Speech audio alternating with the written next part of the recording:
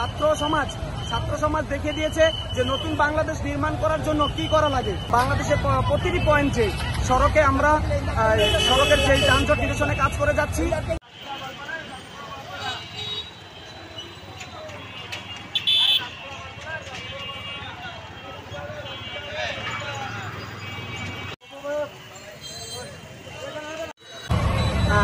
ধন্যবাদ আপনাকে আমাদের সাথে কথা বলার জন্য।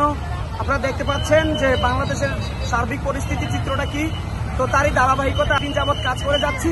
বাংলাদেশের প্রতিটি পয়েন্টে সড়কের যে যানজট নিরসনে কাজ করে যাচ্ছি।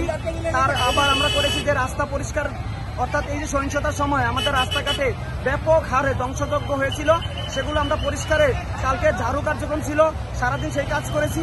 ট্রাফিক নিয়ন্ত্রণে কাজ করে যাচ্ছি এবং বিভিন্ন সরকারি স্থাপনা যেগুলোতে হামলা হয়েছে আমরা সেগুলো যাতে দ্রুত নিষ্কাশন করা যায়, আগের অবস্থায় ফিরে আনা যায়, সেগুলো কাজ করে যাচ্ছি।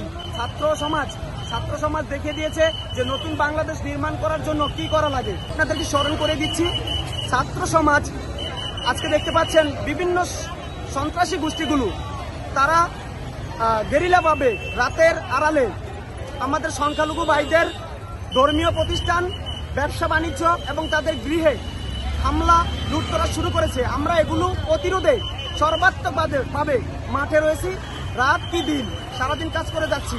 আমরা সকল সম্প্রদায়কে একটি আহ্বান জানাচ্ছি, আপনারা আমাদের কাজে সহযোগিতা করুন এবং আপনাদের পাড়া প্রতিবেশী যারা সংখ্যালঘু আছে তাদের নিরাপত্তার জন্য আপনারাও আমাদের সাথে এগিয়ে আসুন। আমরা চাই শান্তিময় একটি বাংলাদেশ।